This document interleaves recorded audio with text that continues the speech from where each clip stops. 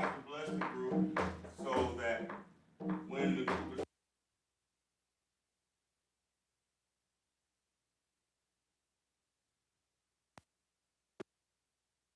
with good spirit. Still, it's an African day when people working in the field, and when we bring out the food for them, they usually come out with extra to motivate. So we want you to be a part of this. We're gonna do a fun dance. It's a dance called Quarter Juga. Quarter Juga. It's done for several reasons, but one of the main reasons that it's done is to lighten up the atmosphere. You know, it's to sever disputes, is to, you know, welcome like new experiences, like when usually these dances would be outside of a wedding that they weren't even invited to. So it's got a little room. So that's why we'll do something and then we'll be done. Is that okay? So just have fun, relax. If the music makes you move, please stand up and move. If you feel like coming up here, moving with us.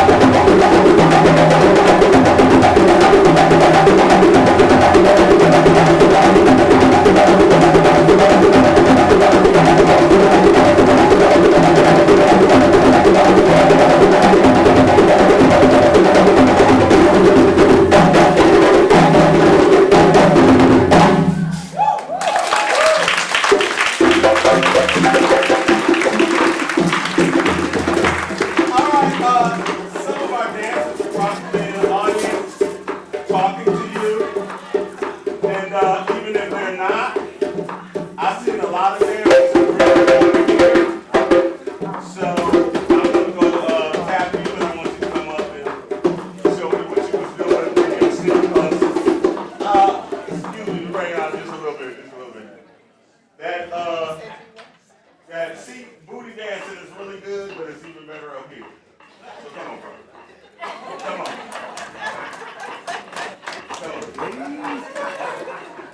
These were two of my best seat dancers.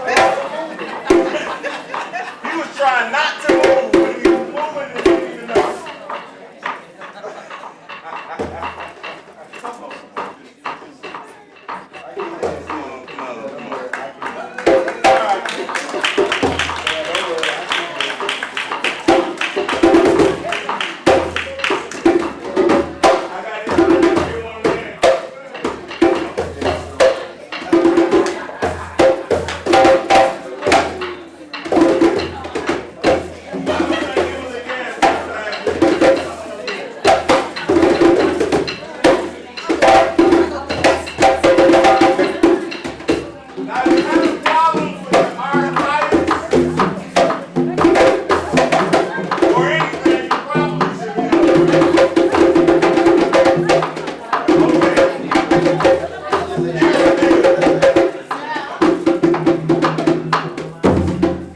Okay, this is to welcome everybody here. So we're going to do welcome dance. Audience, I know you thought you were getting off easy, but you're not. We're going to talk to you. First thing we're going to do is we're going to talk to you by saying, so it sounds like da da da da da da da da da. That's how you know when the start and stop will change. So if you only know one thing and you hear it again, you have to stop. If you haven't done anything and you hear it, you got to start. You got it? Okay, so let's go. You can do this, and the audience, this is your participation part. Since y'all don't want to get off your Okay, here's your part. We're going to hit the pop, and y'all want to say, blah, blah, blah, blah, blah, blah, blah. Your part is this.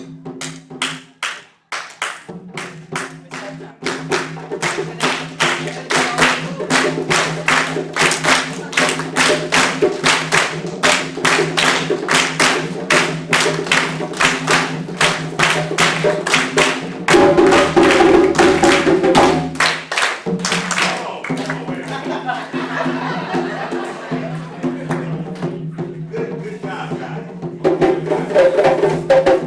I think you have to bring the body down. For those of you who are wearing a hearing aid, when I go, you either start, change, or stop. So the first time we did, everybody started clapping, right? Dancers, you have to know this because y'all dancing. The second time I did it, the audience stopped, but y'all was still up here. You have to stop too. Okay, next thing. Very easy. Watch the girls and follow them dancers. Audience, watch the girls and follow them. Audience,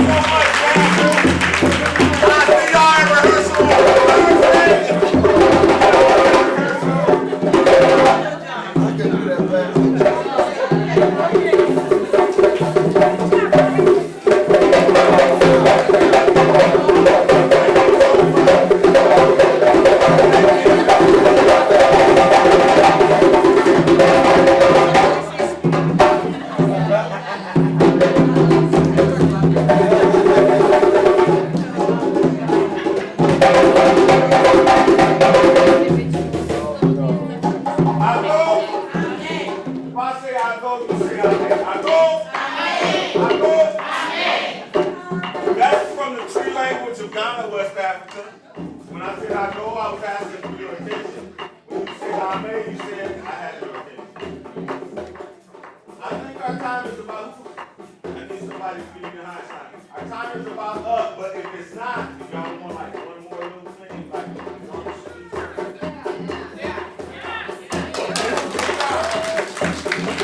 You don't want to go over. Oh, you're. Okay. They want to. Okay, we're gonna get a drummer solo. Short solos, fellas. Short solos. Dynamic. Okay. They don't look like it, but most of them are making them believe that's what they're sincere. They're very sensitive. So when the drummers come out, and they solo,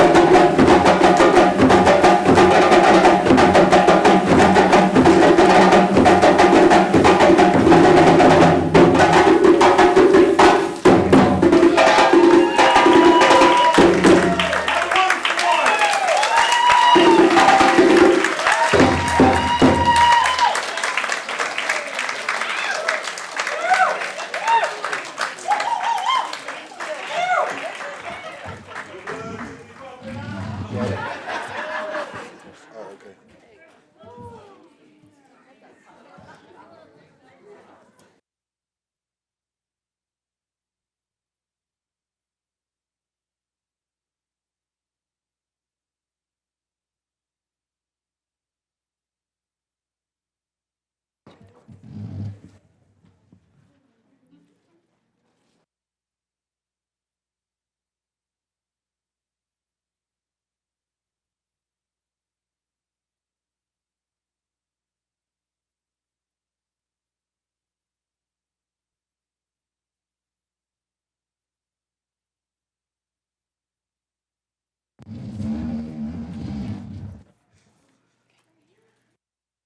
What a performance. Can we get another hand of applause?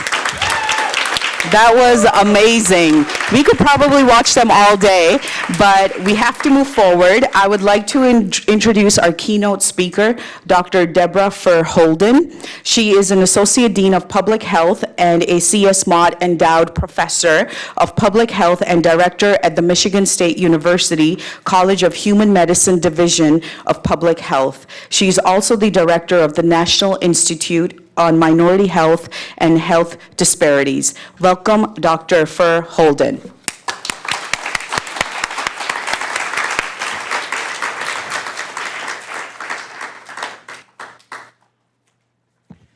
You might recognize me from the dance floor. I'm like, did I put deodorant on? This is so wonderful. Never in my life have I been invited to give a plenary talk and had my hand pulled and got on stage and danced. I'm like in the best mood I think I've been in a very, very long time. And whoever the guy was that was dancing next to me, you gave me life. I so appreciate you. Okay, anyway, all right. How do I advance these? Let's see. Oh, do I hit this button? Uh-oh. Uh-oh. Okay, let me see. Do this. Hit the arrow. Okay, great. All right, so I don't want to be too tethered, and now in hindsight, I've animated these slides, which means I have a lot of clicking to do. So my name's Deborah Furr-Holden. I came up from Flint this morning to be with you all. My training is in public mental health. And most of the work that I've done, I actually was at an interesting crossroads when I was an undergraduate. And I actually thought I was going to be a family therapist or a child and adolescent psychiatrist. And I worked at this amazing place called the Kennedy Krieger Institute in Baltimore. And they deal with people with the children specifically with the most severe forms of mental disorders. And I love the work. But I realized empathy is my superpower, and I was a terrible clinician. I was just a terrible therapist. But I think mental health is so critical, and it's such a fundamental aspect of our well-being. I knew I wanted to stay in that space, I just didn't know how. So what I decided to do was to work in the area of public mental health. So I deal with mental health from the 30,000-foot view, from the systems and the structures and all of the things and the context in which people live and experience life and health and well-being. So I hope you find it interesting. I'm going to share with you a little bit about my work. And specifically, I want to talk about the social determinants of health as it relates to mental health. And because this is Minority Mental Health Month, I want to specifically focus on what that means for minorities. So why the social determinants of health? Historically, what we've done is we've focused on the individual determinants of health. A lot of times we often look at people and we look at them and view their health as if their health were happening in a vacuum, as if what they were experiencing. So example, I live in Flint. And Flint, oh yeah, you got a clicker, good, I can move on. Y'all hear me, do I need the mic? Oh, you're recording, okay. And so in Flint, we don't have a grocery store within the city limits, right? Can you imagine living in a city where you don't have a full-service grocery store within the limits of the city? And so what happens is people talk about, and you've all, I'm sure, heard of the Flint water crisis. Well, one of the things you might not know is that good nutrition is one of the best sort of interventions for lead exposure. There are lots of things, for example, like calcium, that look and are treated very similar in the human body. So if the body is high in calcium, your body would much rather metabolize and uptake calcium than it would lead. But if you don't have sufficient calcium in your diet, guess what your body will do? It'll readily uptake lead. So good nutrition is a strong counterbalance to lead exposure. But can you imagine when people don't have access to healthy and nutritious foods, your opportunities for healthy eating are limited, right? We take for granted being able to go to the grocery store or having a grocery store nearby. The nearest food outlet to my house is the Family Dollar. And when I moved here, you could have never told me that I would buy groceries at the Family Dollar. But in a pinch, that's what I do. That is the nearest food outlet to my house. So I think historically what we've done is we've looked at individuals and we've not looked at the environments in which those individuals live and experience health. And we know that there are linkages between place and health. We know where you live matters. Have you all heard that your zip code is the #1 driver of how long you can expect to live and the quality of life you can expect to live? Well, I always tell people there's nothing magical about the numbers on your zip code. That's just a proxy for place. And we know that. You know, everything that's around you is shaping and influencing your thoughts, your ideas, your opportunities, your choices, and subsequently your behavior. And I'm a public health person, so one of my favorite examples of why I use a social determinants framework is the example of John Snow. He's sort of the grandfather of public health.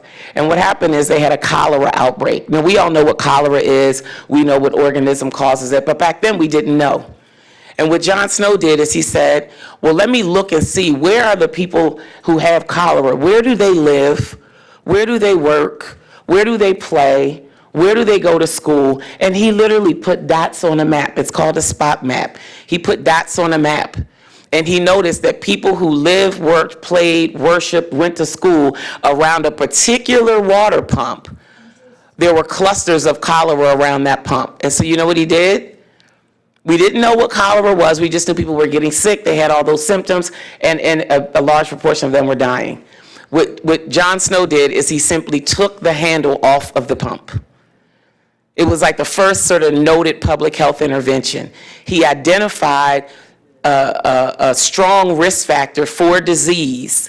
He didn't know what the cause of that disease was, but he knew to take the handle off the pump. And they literally eradicated cholera in London with just that one step, because that was the source of the outbreak. So my work is about identifying what are those handles in our community? What are those larger levers in our society that we can pull, push, or we can take the handle off and we can stop the spread of disease? Okay. The World Health Organization calls the social determinants of health the causes of the causes. So I want you to remember that, because our minds will always have us go back to blaming or pointing to the individual. But if you say, well, so-and-so is overweight because so-and-so eats bad, I want you to ask yourself, why does so-and-so eat bad? We're going to be talking about the causes of the causes. So this is important for two main reasons. The first thing is, if you just look at the individual and you don't look at the context in which they live and experience health, you'll create solutions that are a mismatch for the problem. Do you understand what I'm saying? So as an example, I used to work at Johns Hopkins University in Baltimore. And when I worked there, I was the director of, a co-director of a community-driven center called the Urban Health Institute Community University Coordinating Council. And one of the things that we noticed was that in the area around Hopkins in East Baltimore, we saw a very high and disproportionate number of arrests. We saw a very high and disproportionate number of long detention periods without any kind of adjudication among African American males. So African American males were more likely to be arrested, and they were more likely to stay arrested and stay in jail without being charged. And oftentimes those charges were dropped, but they were losing 30, 45, 60 days of life and now having to deal with an arrest record. You know what intervention, the group that I was working with, this is right before I came in, that they implemented? they rolled out free legal services to the young men in that community. Now, you can imagine for those young men, that was a real benefit, right? Because that's what they needed. They needed a legal advocate, and they needed somebody to support them and to help move that process along so that they were also experiencing the same efficiency in the system as their white counterparts. But that would imply that the problem was theirs. See, that's a mismatch of the solution to the level of the problem. Providing an attorney for a young man who is disproportionately the target of unfair and racist-driven criminal justice, that's the level of the problem. When I came in, I said we shouldn't be focusing on the individuals. We need to be focusing on the police department that has these unfair practices of targeting these communities.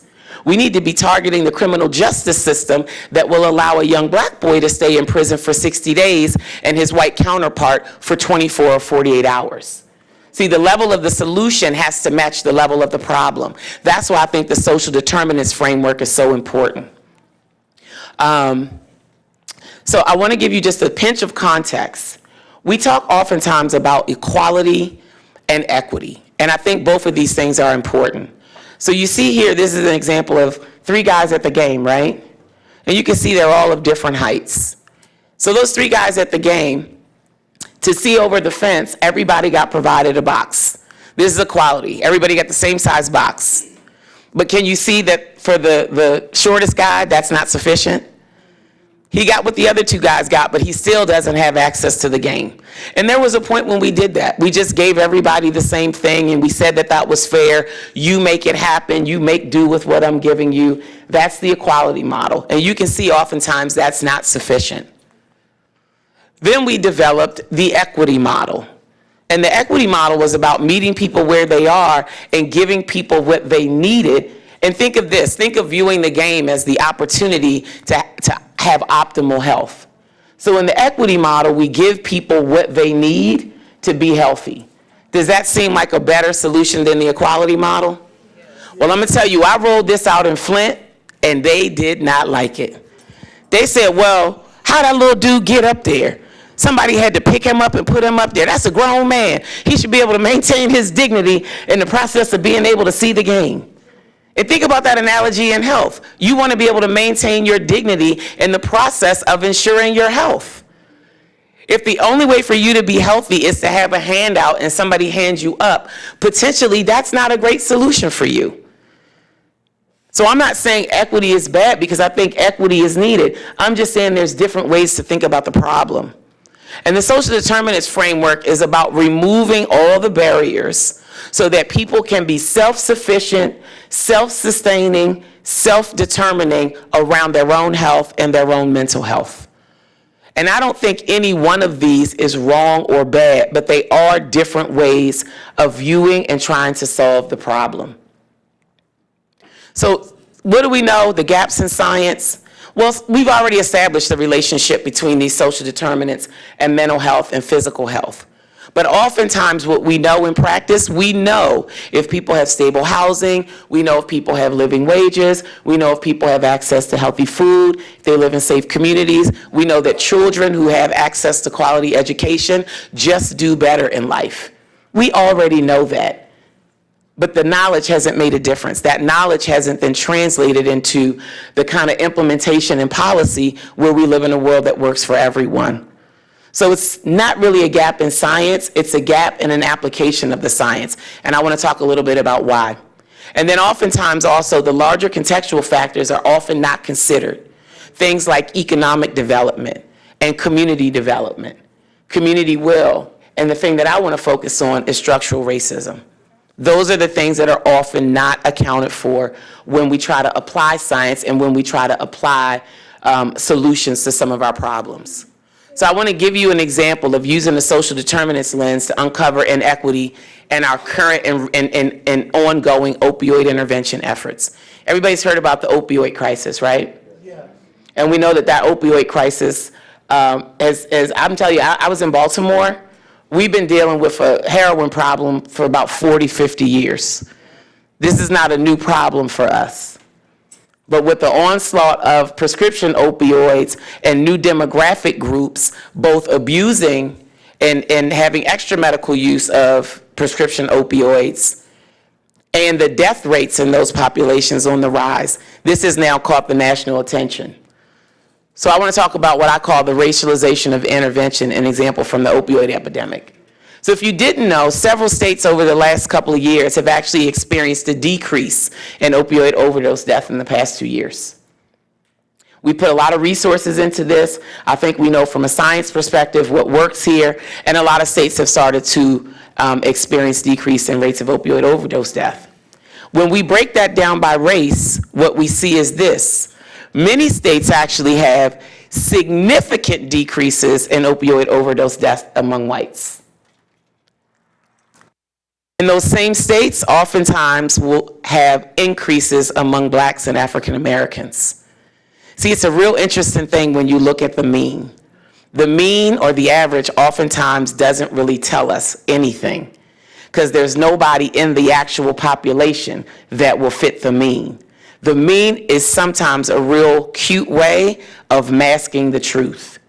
You have to break those things down. If you want to understand inequity, you have to look at things by groups. So what we're finding is that there are significant decreases in opioid overdose death among whites, and the rates are actually increasing among blacks, and in other groups, there's no change or slight increases. Why? Why do we have that? All right, again, we've got good science. What are the major interventions that are being deployed for the opioid epidemic? Anybody know? Naloxone. You got to keep people alive, start them on medication-assisted treatment in the emergency department, and address the social determinants of health. Those are the three big things. Increases in treatment, naloxone, medication-assisted treatment. You want to keep people alive. We put Narcan in the hands of all our first responders so that when people do have an overdose, we can keep them alive because we say that we believe in treatment. Treatment works and recovery is possible. And then we address the social determinants of health, doing our best to not send people back to the same environments that begat their addiction in the first place. Right? Three main interventions. Let's break them down though. Keep people alive. There's several studies, and I won't kind of name the states. This got put on my radar about a month ago. I spoke at an opioid summit at the University of Michigan, and I couldn't believe it. It's almost kept me up at nights. In some states, the average response time for a first responder in a white versus an African American community can be as high as 37 minutes. 37-minute difference based on where you live. Go back to what I said earlier about zip code being the strongest predictor of how long you can expect to live and the quality of life that you can expect to live. So imagine if one of your loved ones had an opioid overdose. By the time the first responder got there with Narcan, they are probably too far gone. Can you understand that? So keeping people alive, we have a major disparity in response time. A major disparity. So if we can't even get that into the communities, all communities, fairly, equally or equitably, you can see why we're not experiencing those same decreases in overdose death in African Americans that we're seeing in white communities. Start people on medication-assisted treatment in the emergency department. There is great disparity in who gets this.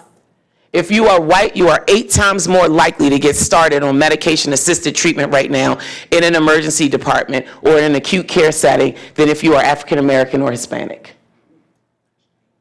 What drives that?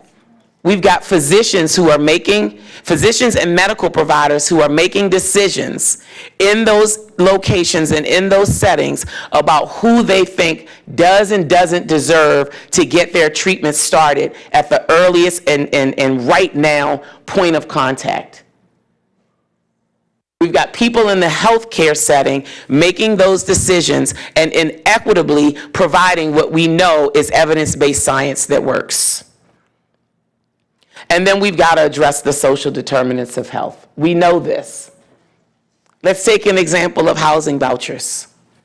We know that if people can recover, but people need safe and stable housing, right? People need basic things. People need to be able to feed themselves. Ideally, they need the opportunity to reunify with their children and their families. If you are Black, you are more likely to have to take your housing voucher to the projects. If you are white, you are more likely to be able to take that housing voucher to a stable middle-class community. You are more likely to take the exact same housing voucher and use it in a community that's more promoting of your health. Minorities have much lower access. They have a much harder time navigating those systems. They're not treated as fairly in the system. And even when they get in, they have differential opportunities. The same voucher gets you in the projects and gets you into middle America. We have racialized the interventions to prevent and reduce what we're seeing with the opioid epidemic. This is why we've got to unpack and start to look at the social determinants of health. What are the solutions? This is my thing. I'm the director of the Flint Center for Health Equity Solutions. I love that work. I don't want to just describe the problem. I'm an epidemiologist by training. That means I know how to count things in ways that can make your eyeballs spin. But it's not just about describing, but we do need that. We need good data. The data is important. I can give you statistics because I do that work. I published on that work. I have credibility as a scientist. And I'm telling you, a lack of data continues to fuel these debates. We have to have good data. And then we've got to have good policy that's built on that data and that's built on community will. So what are the kind of policies that we're talking about? Michigan has a great program that they're doing right now through Medicaid. It's sort of in a pilot phase. It's a part of their equity initiative. And what they've done, if you want to force the hand of the healthcare sector, where do you hit them? In the pocket. Attach reimbursement and pay to metrics of equity. If you have 10 patients that come through the emergency department who are African American, and you have 10 patients who are white, and you send 8 of those white patients and start them onto medication-assisted treatment, and you only send 1 or 2 of the Black patients, you do not get an incentive, and there's a reduction in your reimbursement. These are real strategies. Can you get that?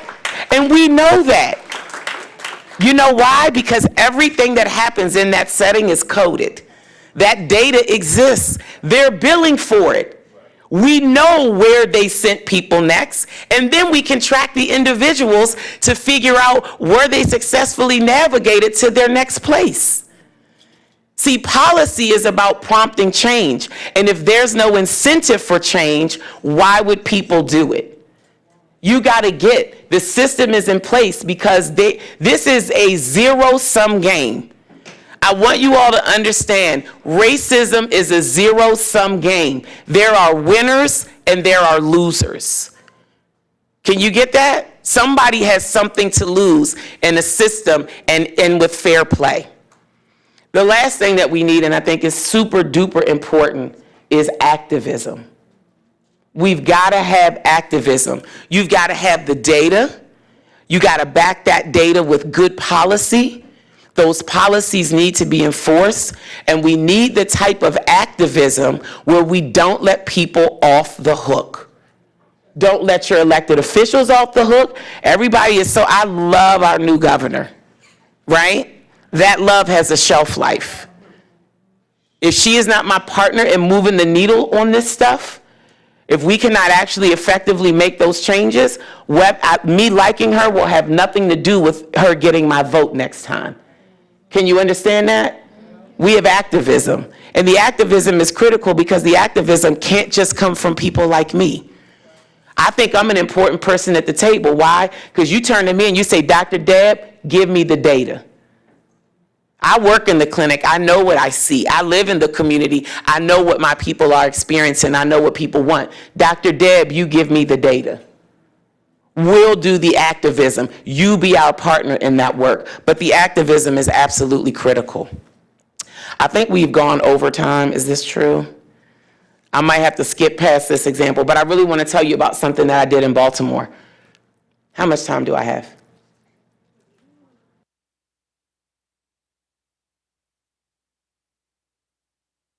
Okay, I'm gonna take about 5-10 minutes tops, okay? Sure.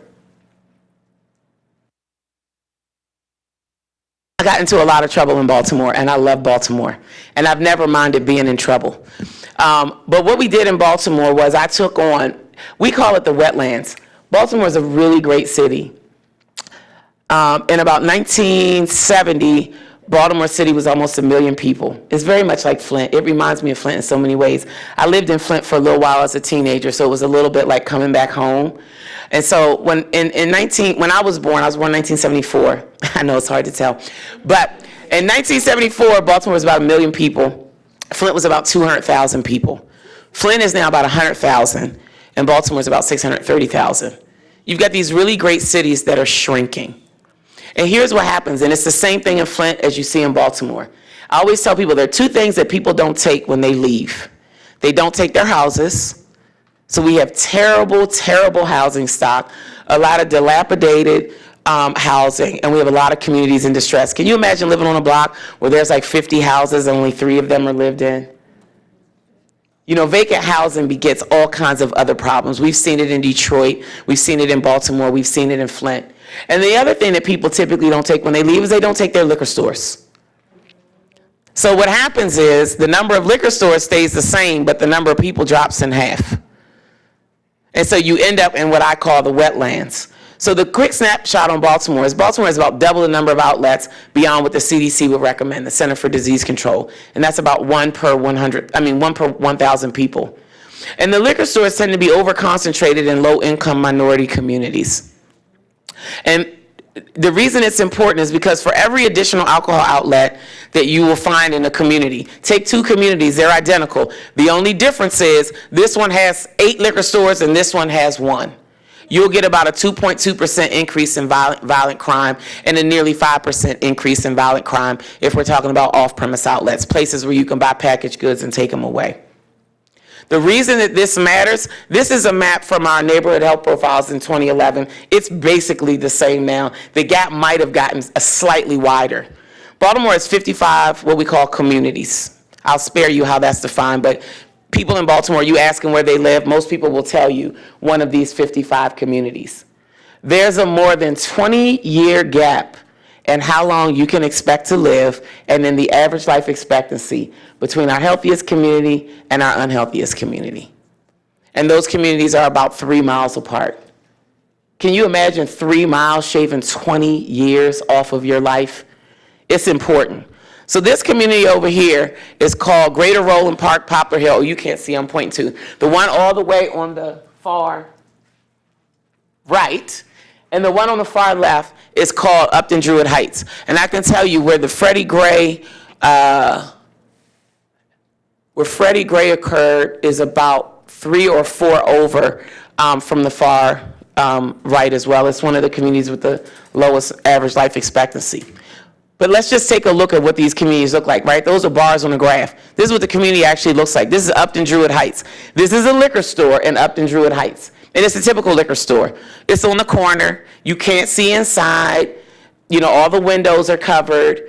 And they tend to be on the corner because then people have better access. This is one in the healthiest community, Roland Park. And Roland Park actually has twice the population of Upton Druid Heights, and it only has 1 liquor store. And this is the 1 liquor store. I don't know if you can see in the picture, they sell beer, they sell wine, it's also a small grocery. They have free delivery. It's like a cute little boutique neighborhood store. You can't see because it actually looks like it's on the corner. That's actually an alley. This is actually mid-block.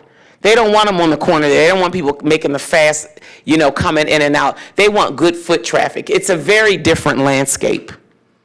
But this is why it matters. Average life expectancy in Upton Druid Heights, 63. In Roland Park, it's 83. The median income Upton Druid Heights is $13,400. Can you imagine living on $13,400? Wow. Right? And then in Roland Park, $90,500.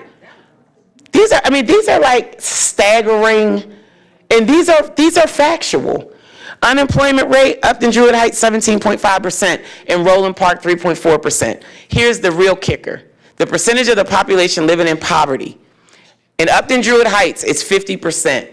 There's really no stat that's sort of exactly 0%, but it's so many decimal places after that zero, if you round it up, it's roughly zero. It's like 0.0002%. That's maybe one person sleeping on their parents' couch in Roland Park. Now, you can't tell me that that doesn't have a profound impact on people's health, on people's well-being, on people's mental health, and opportunities for such. So what we decided to do was we said we were going to take this on, and we were going to bring a sledgehammer to the problem. We were going to deal with the issues around housing stock, and we were also going to deal with the oversaturation and overconcentration of liquor stores. Why else does it matter? 13% of Baltimore City school children live within walking distance, i.e. a quarter-mile distance of a grocery store. 54% of those same children live within walking distance of a liquor store. So the other thing that you see that's heartbreaking is these kids stopping in the liquor store on their way to school to get their breakfast. And what do you think they're having for breakfast? Cheetos, donuts, now laters, orange soda. It's the craziest thing in the world to explain to people. My family in Baltimore, I love them deep. Orange soda is not juice. They call it juice. I'm serious. They call orange soda juice. Yeah, and hot Cheetos. All right, so what did we do? We said we're going to regulate the density of these places. We're going to stop saturation, oversaturation, the concentration, and the clustering. We're also going to regulate the spacing and placement. You're not going to locate yourselves on the corners. You're not going to locate yourselves near schools or churches.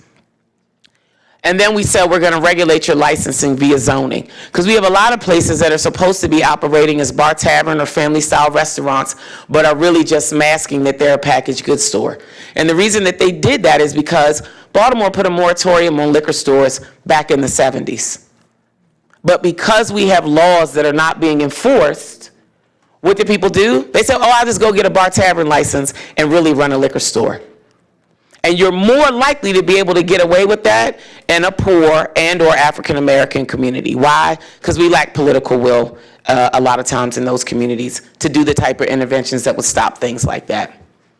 So what we figured out, it would be the single most impactful thing to improve health. If we could pull this off, we could reduce density by 10 to 20%, and we could decrease violent crime by approximately 1,000 acts per year. We could also increase neighborhood safety and opportunity for living. People always bring this up to me, and the distinction in my world is called social causation versus social drift. Are the liquor stores causing the problem, or are they just more likely to be in communities where there's already problems that exist? You can think of it as the chicken or the egg. And I always tell people, it really doesn't matter if it's the chicken or the egg. Just take the handle off the pump. You got that? You like how I brought that back? We're just going to take the handle off the pump. Because these outlets are often inequitably distributed, and they're associated with these massive health disparities. So I don't care what came first. So we got this work done. It took me 7-8 years of my then very young life. One of the proudest moments. Getting that thing passed was not trivial. We got it passed. We worked on it for about 6-7 years. It passed in December of 2016. There was a 2-year amortization period for all the places that we said were bad, that were located near schools, that were located in residential communities, that had a bar, tavern, family restaurant license, but were really operating as a packaged goods store. We got that passed in December 26th. It was signed into law. It took effect June 5th of 2019. They had a 2-year immunization period. It got signed in December, 6-month period for repeal and all of that. We made it through that period. And then they got 2 years from that day in June. So just over a month ago, now this is called to be enforced. And what do you think has happened? Anybody been following the news in Baltimore? Our mayor just had to resign. Her house was raided. She's been indicted by the Department of Justice for fraud. Whole political regime turned over. A lot of those liquor store owners, guess what? Rallied together to get their folks and the people that support them in place. There has been zero enforcement of this law that when I tell you it wasn't just me, we had a group called the Baltimore Good Neighbors Coalition. It was a coalition of community members and stakeholders. I took a lot of that stuff out because I don't know, be too much. But all of this great work, this great opportunity, communities who are waiting to take their communities back. Do you know no daycare center is going to co-locate on the same block with a liquor store or next to a liquor store? You're not going to get any of that kind of stuff. So literally communities are waiting, bated breath, to be able to take their communities back, and no enforcement has happened. So what we're doing is we're making the case that this is an act of racism. It's an act of racism for them to not enact it because the people who would be most impacted are our poorest and brownest and darkest and most marginalized in the city. So we've done that work. We're making that case. What's next? Implementation and enforcement. I will not take my foot off the gas. I literally just did an op-ed that appeared in the Baltimore Month making a demand that they actually implement and enforce this law that so many of us work so hard to get in place.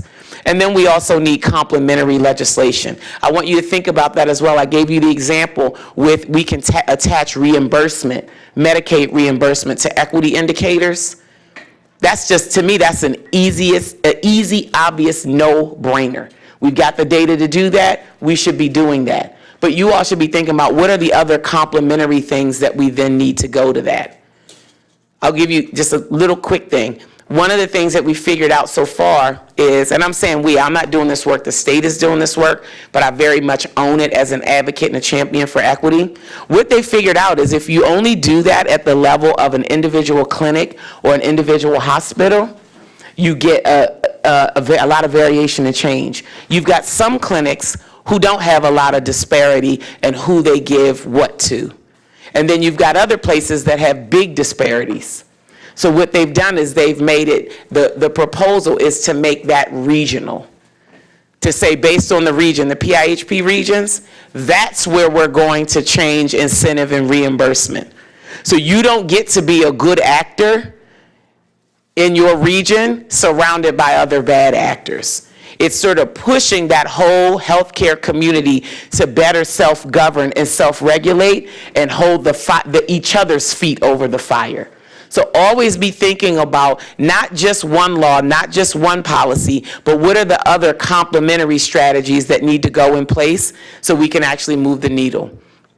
And then I think all of these provide an opportunity for us to develop models that work, because I think about what we did in Baltimore is very relevant in Flint. What you'll do in Troy might be very relevant in Saginaw, might be very relevant in Chicago, might be very relevant. It's like, I always work in the local context, live, work, play. My kids go to school in Flint. When we were in Baltimore, they went to Baltimore City Public School. I love working in that local context, but I realize if you can roll your sleeves up and really figure out how to get your own home, town, and your own community right, you then become a credible messenger and a champion and a partner with other communities who are not as strong and who are not as equipped and capable. I'm going to skip. I've already told y'all about the enforcement of these laws. The worst thing that we could have are laws without enforcement. It's akin to having gums without teeth. We have lots of great laws, even in Michigan, that are simply not being enforced. And I always tell people, when you were a kid and your mom gave you a curfew, the only reason you honored it was you got punished if you didn't. But if you didn't get punished, you would never honor it, right? That's how laws work. People will only follow the laws if there's some teeth to them and some real enforcement behind them. So my last thing, I'm going to just skip. My final words of wisdom. The social determinants of health is not a one-size-fits-all model. It requires the people in the know. It requires the community. It requires the voice of the people with the lived experience. It requires the voice of good science and good evidence. That doesn't overshadow the voice of the community. That doesn't overshadow the voice of experience. But to me, it's about having those kinds of partnerships where you've got good actors, where you've got credible messengers, both from the community, from the policy arena, from your elected official, pool, from the local academic institutions. I did not realize, is that the Central Michigan University? It's not, I was like, I didn't know that was in Troy. But y'all got academic institutions here. I looked out my window and I can see it in the sky. Those partnerships, I think, are critical. And I believe that the community engagement and inclusion of those with the lived experience in the process is critical. I always tell my people in Flint, you have a birthright to be at the table. You have a birthright to be at the table. Nobody has the right to do it to you or for you. Hold them to account to do it with you or not to do it at all. The last thing, and I said the science needs to catch up. Science needs to acknowledge that it's much more powerful and potent to do work this way in partnership with communities than to enact it upon them. And so I always like to end with something that reflects who I am, and this is one of my favorite graphics. And I always tell people the work that I do, I very much consider myself a researcher activist. I'm active in my community. I live in the community that I serve. My children live in the community, and I feel like I found the sweet spot. I found something that I'm great at, something that I love, something that the world needs, and I can keep the lights on at my house. Doing it. And I only get to do that because I have partners like you that do that work with me. So I acknowledge you all. Thank you for giving me your time and attention. I wish I could have did a little better with the dance, but I hope I made up for it with the talk.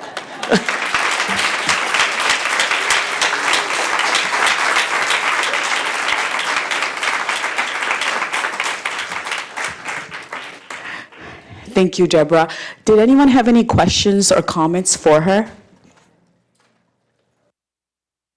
No? Well, it was wonderful. Oh, there is one. Yes. And will this be posted somewhere?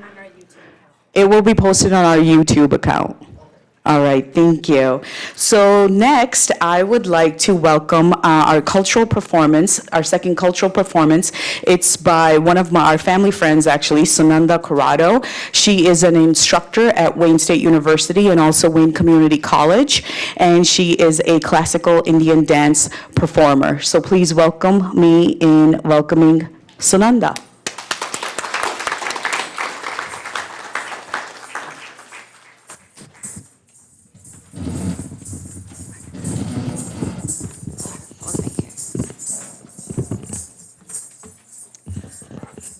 Good morning. I'm so pleased to spend some time with you.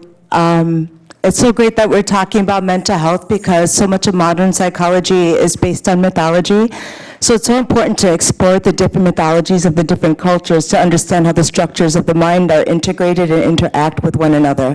So with all that blah, blah, blah being said, I want to tell you a little bit about what this piece is. This piece is about Ardhanaraswara.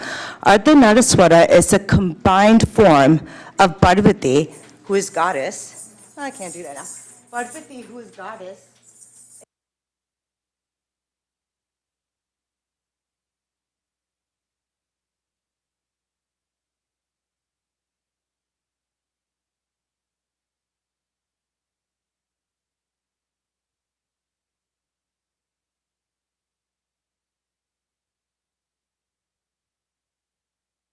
Animated or aggressive side in Indian culture that we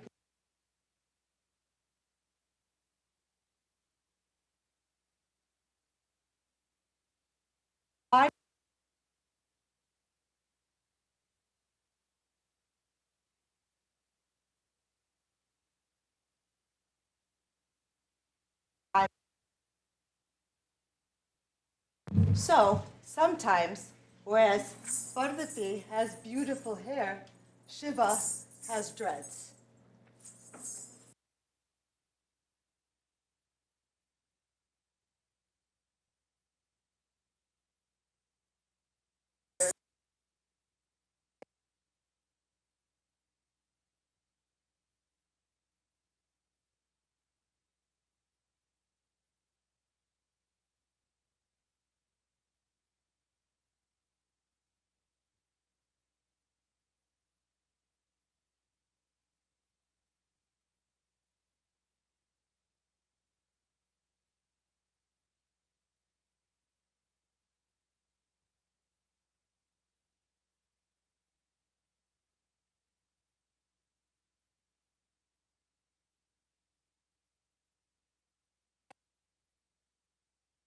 answered by Lord Shiva's dance of communion.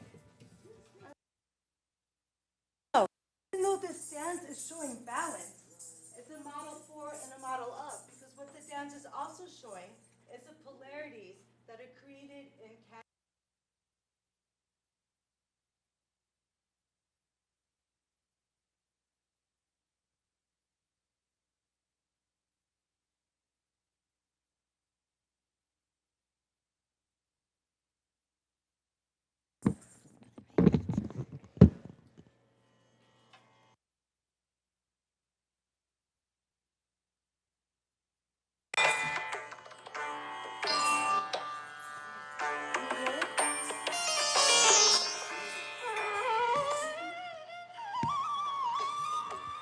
I was sounding so loud.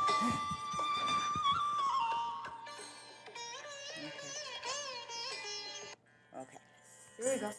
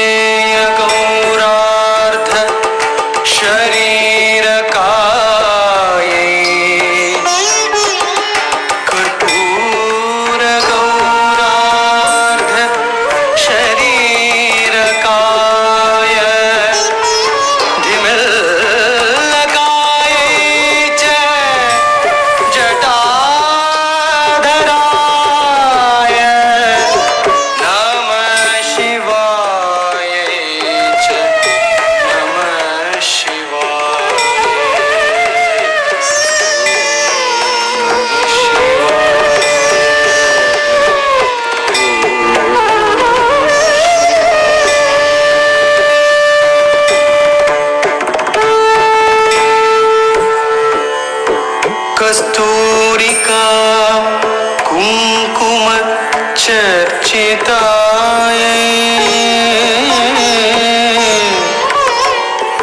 चित रजपुंज विचर्चिताय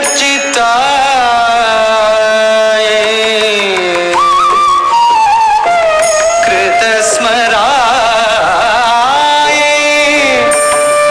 विकृतस्मराय नमः शिवाय च नमः शिवाय नमः शिवाय च नमः शिवाय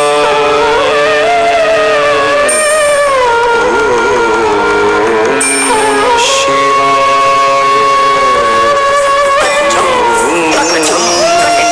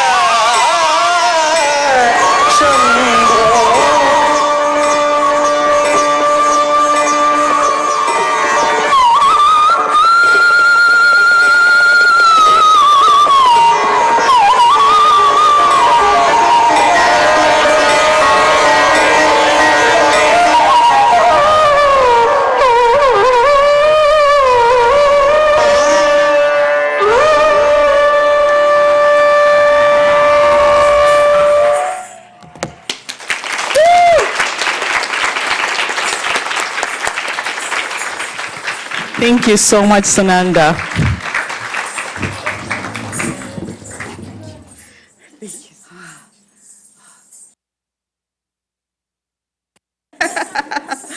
Wasn't that wonderful?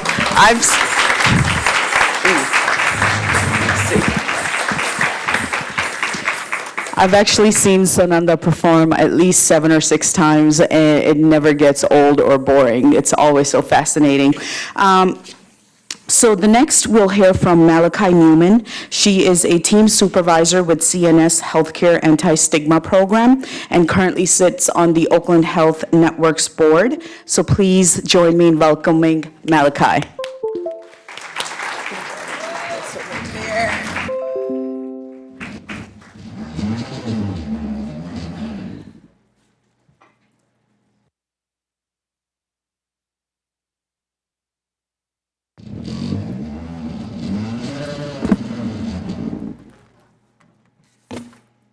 Are you enjoying the afternoon, the morning so far? It's been outstanding.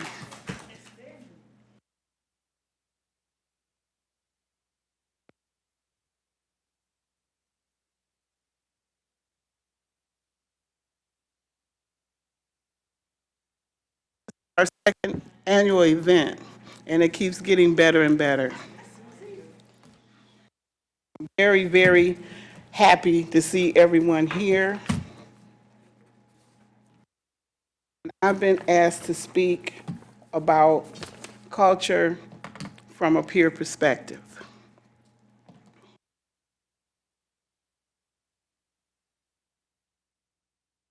What is culture? I like starting out with the definition because we might think we know what culture means. I use 2 different ones, one from Merriam-Webster, which says, culture is the customary beliefs, social forms, and material traits of a racial, religious, or social group. Also, the characteristic features of everyday existence, which is something I think we forget sometimes, such as diversions or way of life shared by people in a place or time. The Cambridge English Dictionary defines culture as the way of life of a particular people, especially shown in their ordinary behavior and habits, their attitudes towards each other, and their moral and religious beliefs.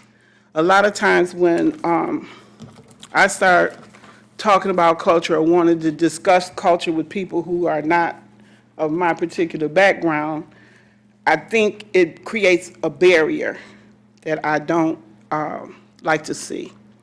And that's why this work is very important to me, because I believe a lot of the conflicts and the problems that arise in social, not just social situations, but even work situations, have a cultural basis to them.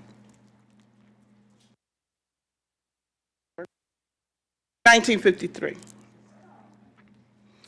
I was born Regina Elaine Hoover in 1953. This is the earliest photo of myself, and now I see that the PowerPoint, bear with me. I'm 18 months old in this particular picture, and it has significance for me because my mom told me on the way to the photographer, she didn't know if he would be able to make me smile. Because at 18 months old, I had never smiled, ever. And this is the first recorded smile that I ever smiled in my life. Now, I used to think when I would hear people talk about infant mental health that it was kind of hokey, but I think about it. What was going on in the mind and the heart of a 1-year-old, 18-month-old child? Because babies normally laugh and play. But whatever was going on in my world, I was not doing that. 1969, I'm a freshman in high school. A lot went on in the 50s. Brown versus the Board of Education. They struck down separate but equal education. There was many movements that started during the 60s. I threw away my bra. I never should have done that, but I did. There were so many different movements going on. Black power, women power. Everybody wanted to be empowered. Say it loud, I'm black and I'm proud. So when they first came to my junior high school and told us that we don't have to chemically treat our hair anymore, that we should just let it grow natural, I embraced it with everything that was in me. And my father gave me a sugar bowl haircut, and you have to be an African-American male to know what that means. Putting a sugar bowl on your head and cutting around it. But I was still saying it loud, I was black and I was proud. 1971, my daughter was born. I got pregnant before I got married, the first time. She saved my life. When I looked in that little face, I realized that as much as the suicidal thoughts would torment me, that I could not afford to leave her behind. She saved my life. In '73, I legally changed my name to Malkia Jeannie Maisha, which means queen and new life in Swahili. My dad was brokenhearted that I took away the family name and took on a Swahili name, but it was something inside of me that cried out for an identity that I did not see. Growing up, when I watched TV, I didn't see anybody that looked like me. When I played with dolls, I didn't play with dolls that looked like me. That's why this whole theme of See Me was so important to me, because for most of my life, I felt invisible. But something down on the inside of me was crying out for validation, knowing that there was something in there that was special that needed to come out. So you transition. I went through 3 bad marriages. I couldn't keep a job. Depression was a constant friend of mine. My family, my brother, I'll never forget it. One time he was trying to encourage me, and he stood over me as I was laying in the bed, looking at the bottoms of his shoes, saying, "Mel, come on, Mel, pull yourself up by the bootstraps."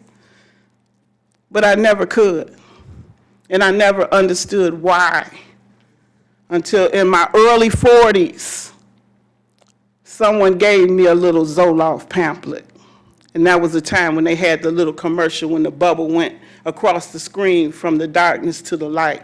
And I understood that I was not just dealing with suicidal thoughts. I was not just dealing with depression. I was dealing with bipolar disorder. It had a name. I was so relieved to find out that I was not weak, that I was not a person of poor character, that I had a medical condition that could be properly treated with medication and therapy. And I embarked on that journey in my 40s. My whole adult life had been affected by illness that I did not know I had. But I transitioned. I'm going backwards. Go forward. Always go forward. Nothing in the back. In 2004, I made that fateful call to CNS for treatment. I was homeless. I was suicidal. I didn't have a will to live. But my best friend to this day, James Patton, was on the other end of that call. And even though I went off on him and told him, "Don't you know how to talk to people? People call into these they're suicidal. You need to know how to treat people and how to talk to people." But he knew where I was calling from. He had wrote my phone number down, and he got my address. Just in case we were disconnected, he was coming for me. I came into CNS in 2004, homeless. Within a year, I had a home for the first time in many years. I was offered an opportunity for the anti-stigma team. My case manager asked me one day in my session, "You want a job?" I don't know, because jobs hadn't done me well. I couldn't keep a job more than 2 or 3 years my whole adult life. But she told me something that stuck with me even to this day, and she recently passed away from cancer. She told me, do not be afraid to do something different. So I applied for the job, fought like a cat to get on the team. And then I got depressed when I realized I'd have to stand up in public and tell people I have a mental health condition. That's me with Margaret Thiel. We were the first community educators in the program in 2005. I'm going backwards. Go forward. Go forward. My life changed drastically from that point on. Oakland County subsidized the grant along with SAMHSA for a 1-year program. The anti-stigma program was only supposed to last 1 year. But I'll always be eternally grateful to Jeff Brown and the people here at CMH at the time that saw what we were doing and validated what we were doing. People with lived experience, sharing that lived experience, putting a face on mental health conditions, allowing people to see that having a diagnosis is not a death sentence. So they extended our grant for 2 years, and then they made us a permanent part of CNS's programming. So as long as there's a CNS healthcare, there will always be an anti-stigma program. Always. 2007, I was carrying Oakland County's flag in the Walk a Mile in My Shoes rally along with David Taylor, who I tease right now today. I'm surprised he's not in the White House today. He's on his way to great things. But he was so shy, I'll never forget it. When he introduced himself as a motivational speaker, I didn't laugh, but I really wanted to, because he wouldn't speak above a whisper. Now you can't keep him quiet. In 2007, I was appointed to the Oakland County Community Mental Health Authority as a consumer. They still call us consumer representatives at the county. And that started a whole new world for me. In 2011, we went to Nova Scotia, Canada, sharing this word that recovery is real and possible. And now, for the first time, I was on foreign soil. Hopefully, it won't be my last. 2013, Las Vegas, Nevada, Caesar's Palace. In front of 4,000 people, I told my recovery story. And the people were on their feet. They treated me like a rock star. I know people was wondering, who is that woman? Who is that little gray-haired woman? I thought, Esther Rowe, did she die? Oh my God. I'll never forget it as long as I live when Patrick Kennedy came out to give his address, because we were celebrating the 50-year anniversary of President John F. Kennedy signing the mental health legislation into existence that translated people out of the mental institutions and into the community, where we know community services work. Community services work. Serving people where they live, treating people like people where they live works. Started in 1963. That was the last piece of legislation that he signed before his untimely death, November of that year. And when his nephew, Patrick, got up to speak, he said, "How can I follow that?" 2013, I was elected the chairperson of this esteemed body. Yes, I chaired the board. I had the gavel for 2 terms. And I'm only one of 3 persons with lived experience in the state of Michigan who has chaired a multi-million-dollar corporation.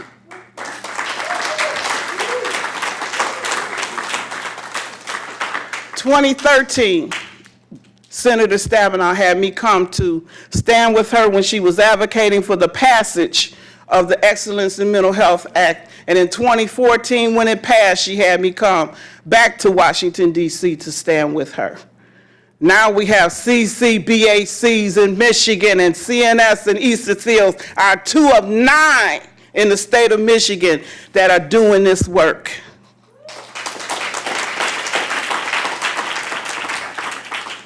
(2016), we all know about the mayor of Warren. I don't even remember his name, and that's okay. But he said some very, very disparaging remarks about people with developmental and intellectual disabilities. And the Governor Callany called a press conference at Mork in Macomb County, and I was able to stand with them in front of Channel 7 News and share my story. Recovery works. Recovery works. And everybody, regardless of what their physical or mental capabilities may be, deserve to be treated with dignity and respect.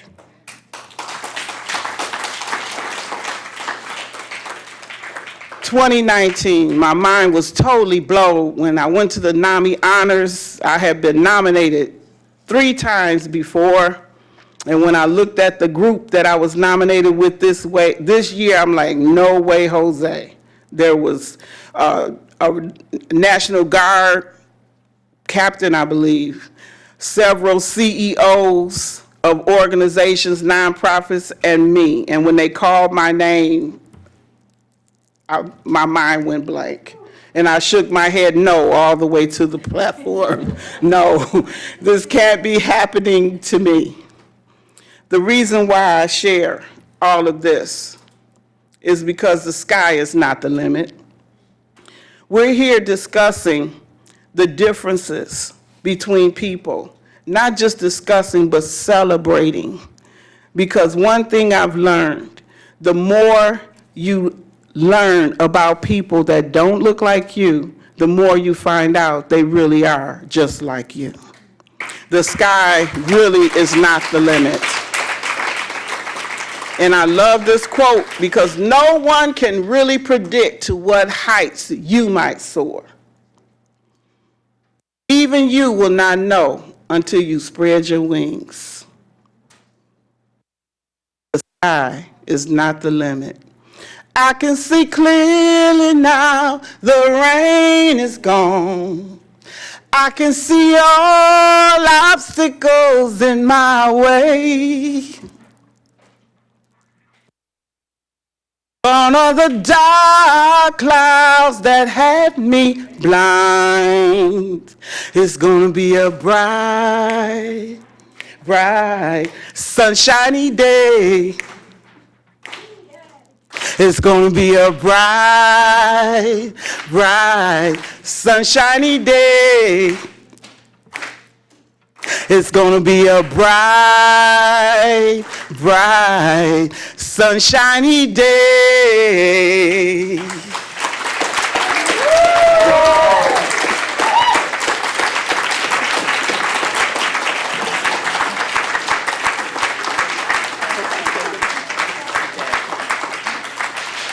Thank you so much, Malachi. We will be breaking for lunch right now, just so you... Okay. Hello, everyone. We have a surprise performance for lunch. My son Yuri wishes to perform. He caught the bug a couple days ago at Beacons Park when we were teaching Indian classical dance. He kind of just pushed me aside and took over. So when I was in the car today coming to dance, he thought, of course, this was going to be like a dual thing, you know. And being a man-woman, masculine, feminine energy thing, I'm going to start him off. So he's been dancing for 2 years. We're part of Hindu Temple Rhythms. We also teach every Saturday at the Bharatiya Temple here in Troy for over about 40 years. And I'm 44, so that's true. I've been with them since I've been 4. So without further ado, this is one of our beginning pieces. It kind of shows you how the movements unfold. And it's called Tarita Jom. Thank you. Thank you so much. Thank you.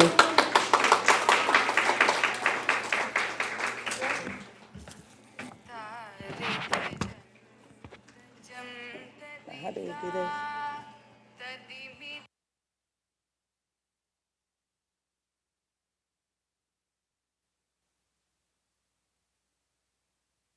this a lot.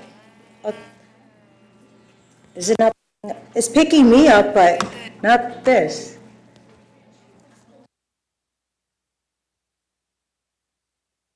Pause.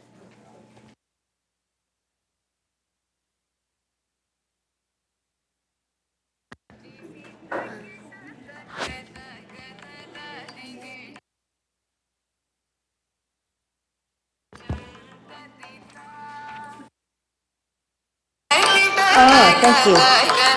I'm so old. Okay.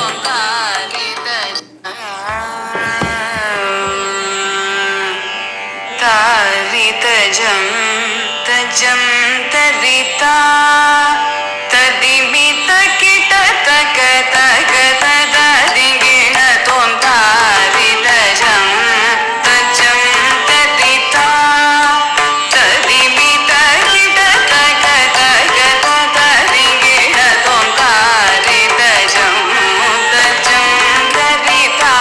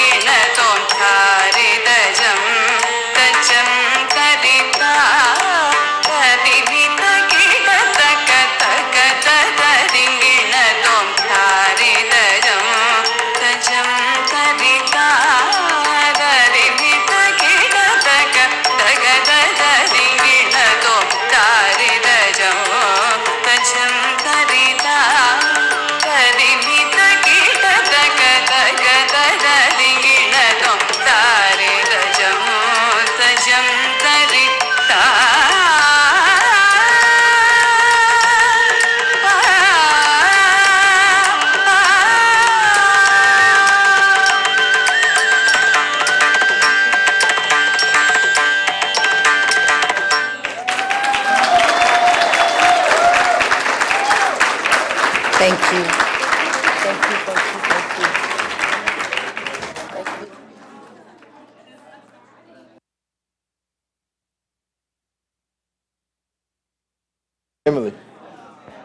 Okay.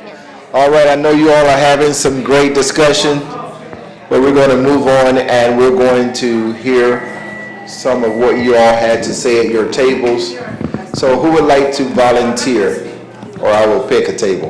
Any volunteers? Okay, my table. Who's going to be the spokesperson at your table? Shamika? Yes. All right, everyone, if we could have your attention. At this time, we're going to do a little round robin about what we discussed at our individual tables, okay? So my table. Okay, so as far as what we learned that interventions are racialized. We learned the importance of knowing the cause of the cause, and we learned the difference between equality, equity, and social determinants as was presented in the baseball illustration in the earlier presentation. For gaps in services, we learned the differences in response time, particularly for the opioid crisis or epidemic. We also learned the importance of trauma-informed care. And what we believe people should know is to remember the value of maintaining, of an individual maintaining their dignity and the importance of needs assessments. Very good. That was my table. We have a table, all I right? have a volunteer Yay. who doesn't need to be voluntold.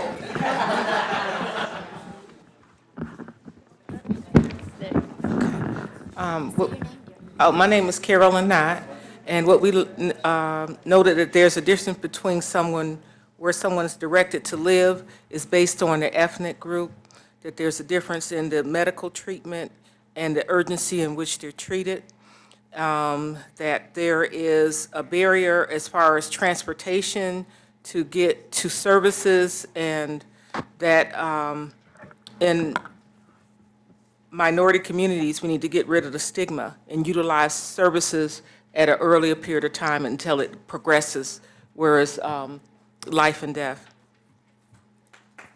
All right, thank you for sharing. One more. We could take one more table. Volunteer, voluntold. Oh, Amelia volunteered. Another volunteer. She volunteered for Malkaya. Oh, my God. Yeah. I know. We had an interesting discussion at the table. We talked about the social determinants of health and the differences between how treatment is applied across the racial, ethnic groups. But we also had an interesting encounter. There was a lady at the table who missed all of the presentations, and she was just here because somebody's dancing, so she really didn't understand why we were here and what we were trying to accomplish. So she asked about immigration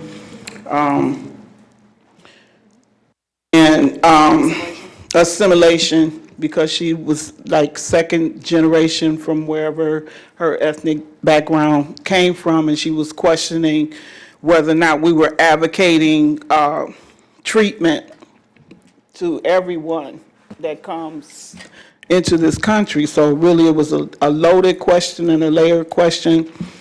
And I tried to answer as best I could. You know, we're mental health providers, and we're here looking at the system and how to make services more appropriate to the people that are receiving them.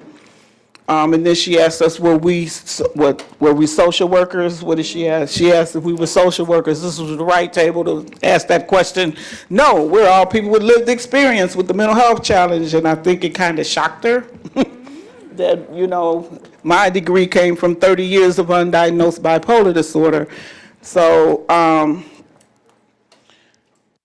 guess I'm saying all that to say there's a lot of work that needs to be done, and I'm really, really glad we had this event. I know we'll be doing it again, but there's so much more outside of these walls that needs to be done in the climate that we're in, because it's such a push-pull about the immigration issue. sometimes I almost cringe when somebody says immigration because you don't know how people are going to view your views about it, and it's very divisive. But anyway, I learned a lot, and I'm really glad I came. Thank you. Is there anyone else that want?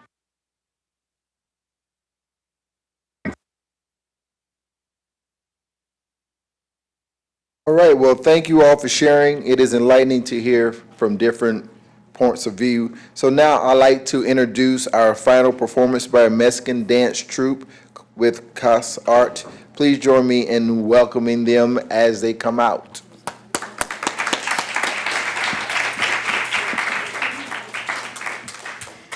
This is called a delayed entrance. We may have to clap again. They're ready? If you did not try the patty pies, this is your opportunity.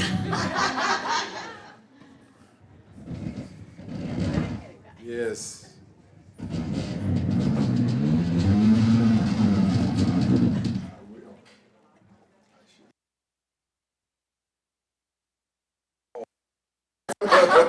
Sorry. Oops.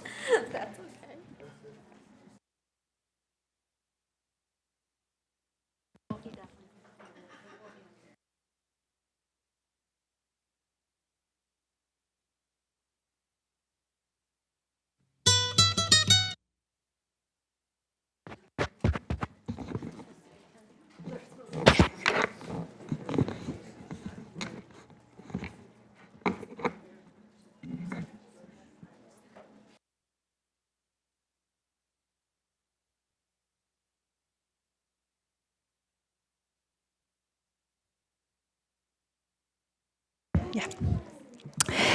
Good afternoon. Thanks for being here, everybody, and thanks for inviting us. We are part of CASAR Foundation.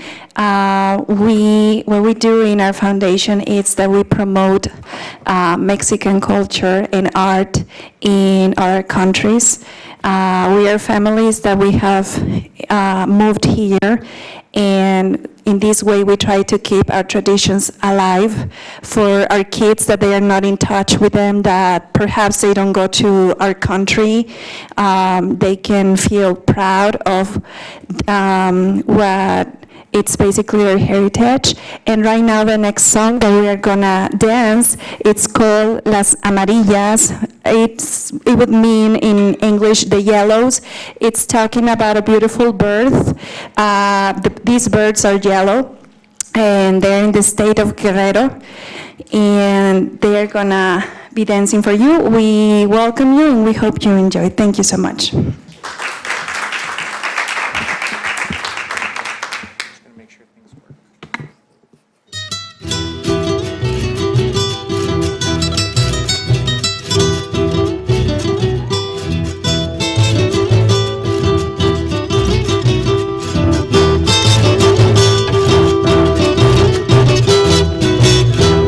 Volaron las amarillas, calandrias de los nopales, ya no cantarán alegres los pájaros cardenales.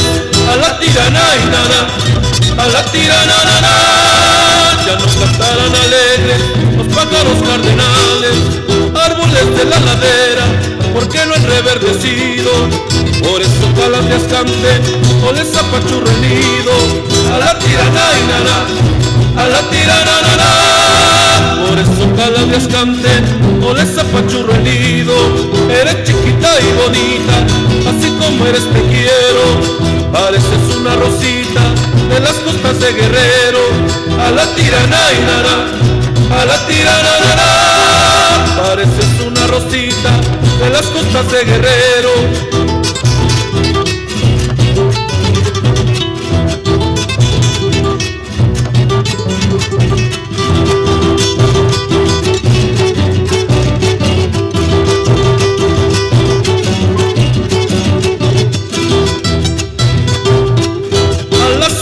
Del mar suspiraba una ballena, y en el suspiro decía el que la seca la llena.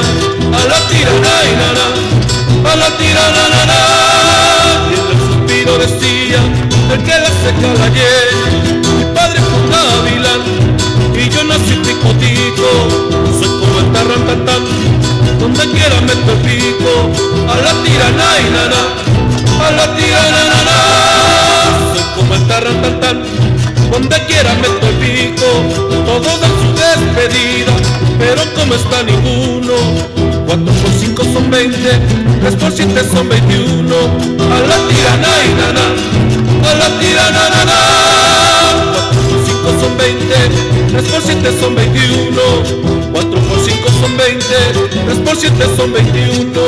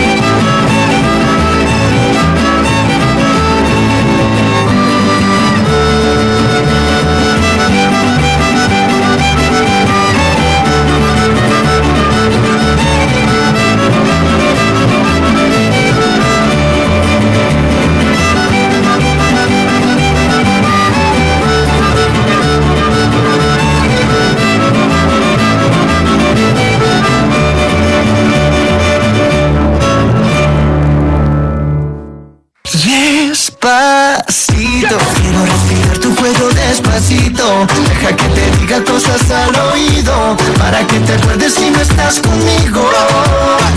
Despacito, quiero desnudarte a besos despacito. Firma en las paredes de tu laberinto y hacer de tu cuerpo todo un manuscrito.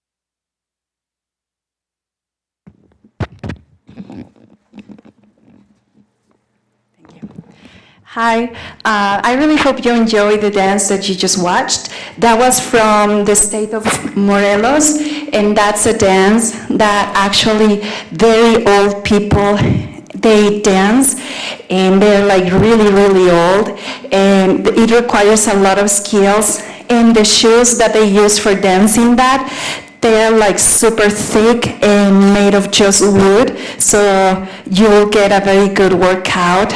And these old people in the state of Morelos, they are in love with music so much that they can be dancing this song for hours and hours.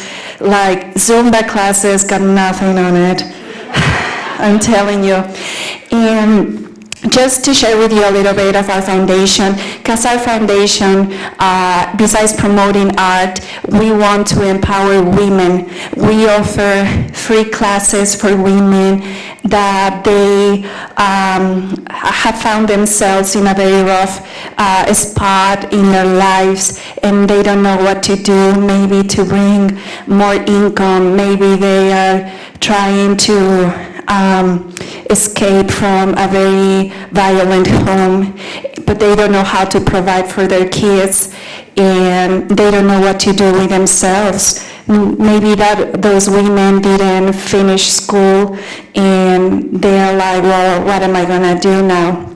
So what we do with these shows when we dance, the money that we get, we also donate completely for the foundation, where we teach classes for women so they can learn how to do different things. We teach them how to sew in a sewing machine. Call me crazy, I did not know how to do that, and it requires skill. And we also teach them we do also inner healing programs about how to overcome very problematic backgrounds or broken homes or violence with your spouse, and we teach them how to move on and to help them to not repeat patterns with their kids and all that. And also in Pontiac, we help a lot of kids that they come from very low income communities.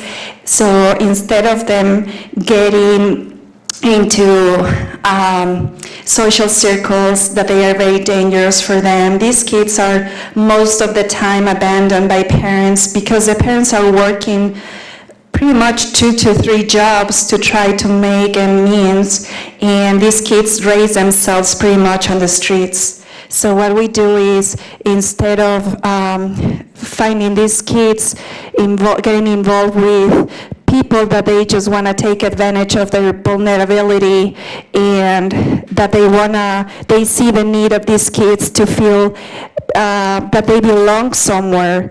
And we embrace them, and we provide for them costumes for dancing, we provide for them dancing shoes, we provide for them also this environment where we give them the validation that they are seeking on the streets, but the difference is that they are loving arts, that they are in a healthy environment where we teach them self-love, where we tell them how worthy they are.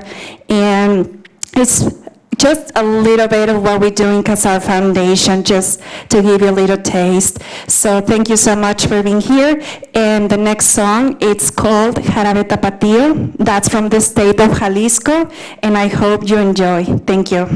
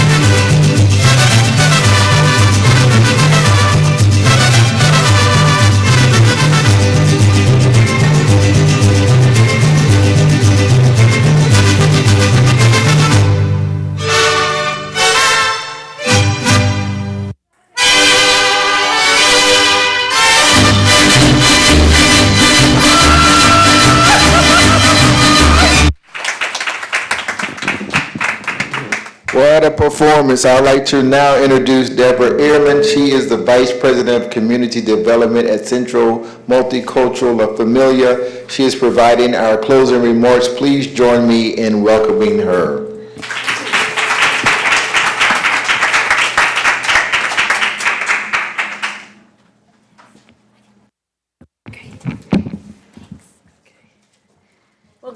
What a great job, no? Incredible. Those that stayed behind saw the value, saw a lot of the value of the culture that's put together. We're not ready yet for that one. We're going to get to it.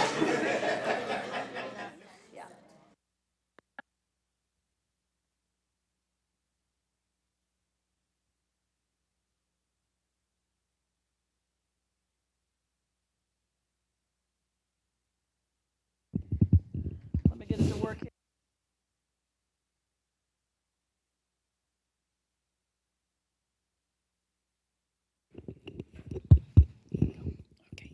Okay, can you hear me now? You know, I stand as tall as I am short, so you can't miss me. But as I was saying, the activism that we did today was incredible. Having the speakers that we've had, the folks that have participated, and the type of conversations that we need to have in our communities. The activism is very important. It's a priority more than ever. Today, among the issues in our community, we struggle with children in cages. We struggle with lack of human rights.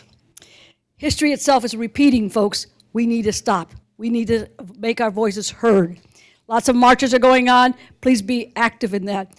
You don't need to spend a lot of money. You just need to support our families that are in need. Be a strong advocate.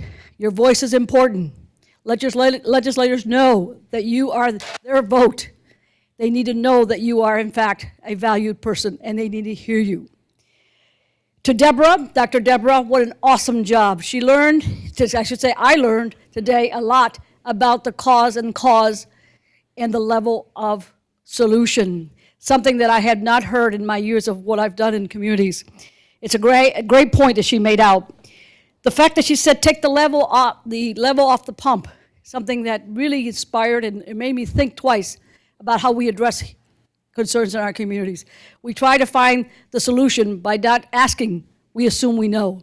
So it's time to us to take the pump off and start looking at the future, how to address our needs through our community. Our voices are required, and in your community, your leaders need to know who you are.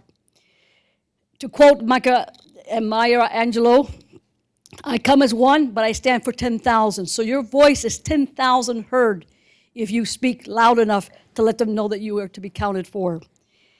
I want to thank many of the groups that were here today. What an awesome tribute to culture, to the beautiful colors, but more importantly, they inspired us. They gave us that human touch, that mental health, where we talk about inspiring us. We kind of all woke up. We were all kind of sleepy in the morning, but now we're here, we're ready to go. I won't keep you long because I know that our time is valuable, but more importantly, I want to acknowledge the drummers, Dr. Farrell Holden, the dancer, Sandra, excuse me for just a second here. Sandra, the dancer, with her little boy. Thank you. That was very, very cute. One of the things that I really took back for a moment and took a look at, the CEO who's here today, took the time off her busy schedule to be with us all day.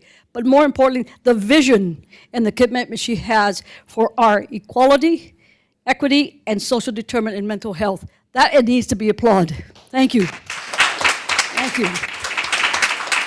The Casa dancers, and especially to my querida hermana, Makaya. Every time I hear your story, it inspires me even more to see that the world that's around you and around me, we can make a difference. So thank you, mi hermana.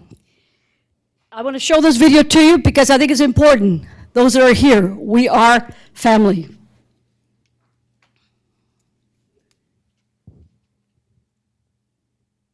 Not sure what that was, but.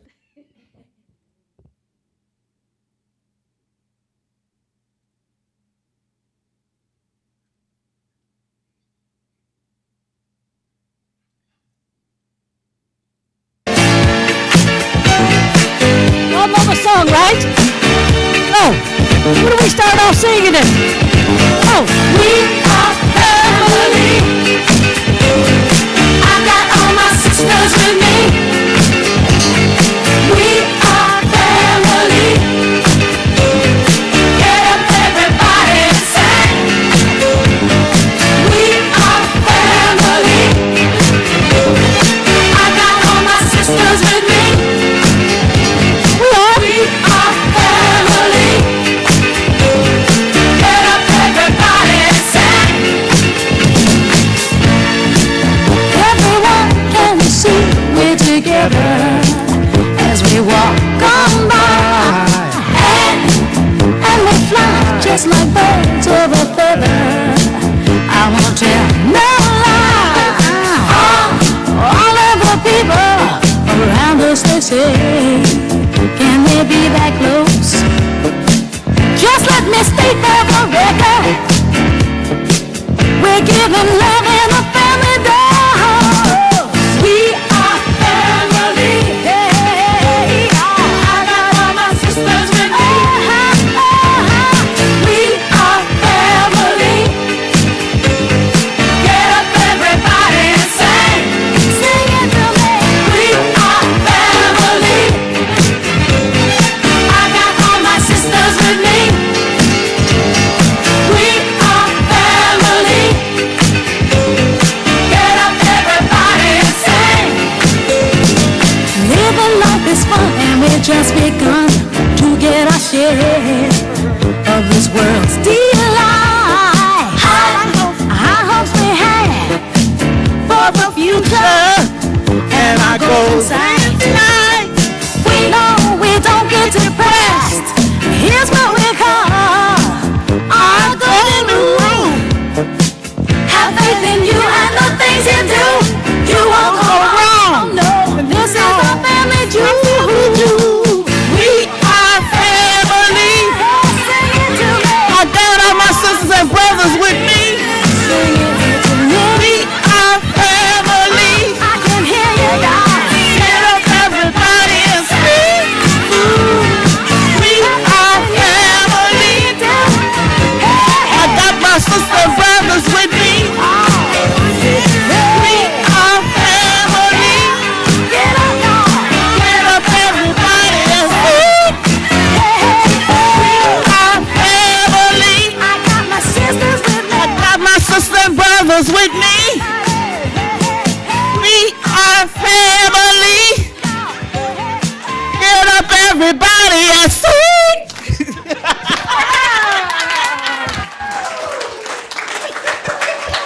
This is what it's about, folks. This is what it's about.